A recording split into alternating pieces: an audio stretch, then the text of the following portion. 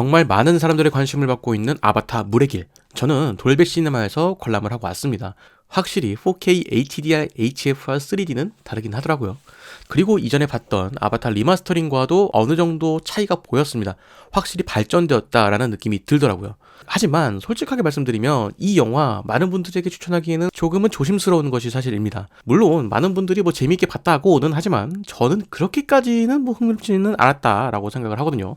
다만 저는 1편도 그리 흥미롭게 본 편은 아니라서 만약 여러분이 1편을 재미있게 보셨다면 2편도 재미있게 보실 가능성이 높습니다.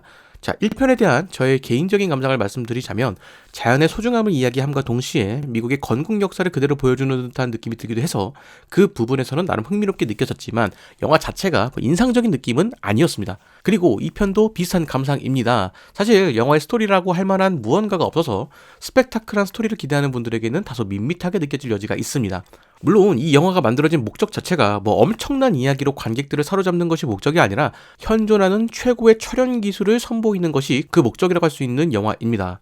이거에 관련된 여담을 잠깐 말씀드리자면 과거 2019년에 개봉했던 알리타 배틀엔젤이라는 영화가 있습니다. 이 영화는 2000년에 제임스 카메론 감독이 영화 판권을 구매하면서 영화화가 될 것이라는 이야기가 꽤 오래전부터 있었지만 기술력의 부재로 오랜 시간 실질적인 제작이 이루어지지 않고 있었는데 제임스 카메론 감독이 기술력을 테스트해보기 위해서 아바타를 만들었다라는 소문이 있었습니다. 그런데 그 아바타가 엄청난 수입을 거둬들이면서 제임스 카메론 감독은 아바타의 후속을 준비하게 되었고 알리타는 로버트 로드리게즈 감독에게 넘기게 되었고 제임스 카메론 감독은 제작에만 참여하게 되었다라는 이야기가 있습니다. 그만큼 제임스 카메론 감독은 영화 제작 기술의 진심인 감독입니다. 그렇기 때문에 아바타 물의 길 또한 영화 제작 기술을 보여주는 것이 주안점이 되는 영화죠. 자, 그런 관점에서 아바타 물의 길이 보여주는 기술력은 상당히 뛰어납니다. 자, 이것을 보는 것만으로도 충분히 가치가 있다라고 생각이 들 정도로 상당히 뛰어난 기술력을 보여줍니다.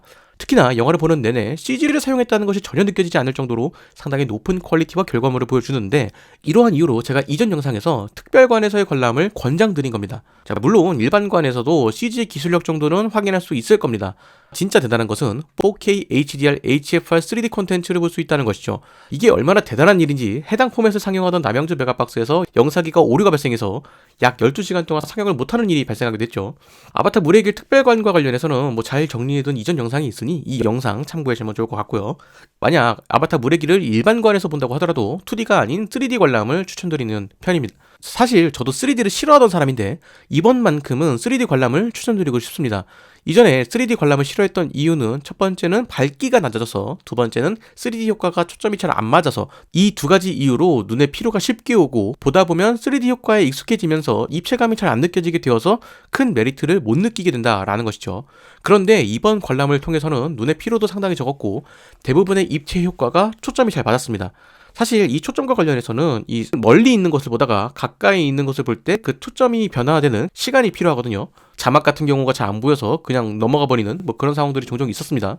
그런데 이번 영화를 보면서는 그런 것을 전혀 느끼지 못했다라는 것이죠. 그리고 이 밝기 부분에서는 일반관에서는 어쩔 수 없이 손해를 보는 부분이 있겠지만 3D 효과 관련해서는 충분히 메리트가 있을 것 같다라는 생각입니다. 제임스 카메론 감독은 인터뷰에서 3D 효과의 정도 조절에 신경 썼다라는 이야기를 했습니다. 앞서 말씀드린 것처럼 효과가 너무 자주 나오면 눈이 적응을 해서 입체감이 크게 느껴지지 않는다라는 것이죠. 아바타 물의 길을 보면서 확실히 그런 부분에 신경을 썼다는 것이 느껴졌습니다.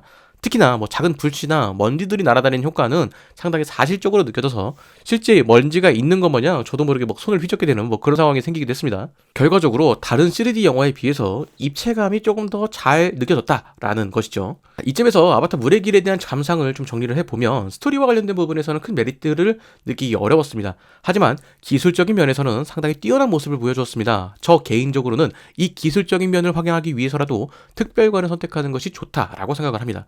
만약 여러분들이 돌비 시네마에서 이 영화를 보신다고 하시면 현존하는 최고의 영화 기술과 극장 상영 기술이 조합된 말하자면 여러분 눈으로 확인할 수 있는 가장 고퀄리티의 영상과 사운드가 될 것이라고 자신있게 말씀드릴 수 있을 것 같습니다.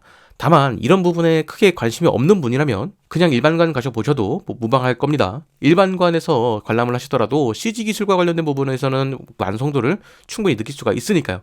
그래서 저는 여러분들이 최고의 영상 기술을 직접 눈으로 체험해보는 것을 권장드리지만 모든 분들이 관심 있게 볼 내용은 아닌 것 같기에 일반관에서 관람을 하시더라도 뭐 크게 나쁘지 않을 것 같다라는 말씀을 드립니다. 물론 그런 것에 관심이 없더라도 아바타 물의 길 자체는 충분히 흥미로운 영화인 것은 맞습니다. 다만 3시간이 넘는 런닝타임이 조금은 힘들게 느껴질 수도 있을 것 같습니다.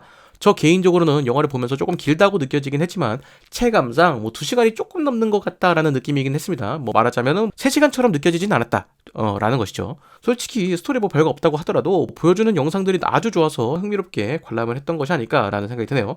참고로 저는 영화를 보러 들어갈 때 3시간 동안 아무것도 안 먹고 화장실도 안 갔습니다. 여러분 참고하세요. 오늘의 이야기는 여기까지입니다. 영상 재밌으셨다면 구독과 좋아요 부탁드리도록 하겠습니다.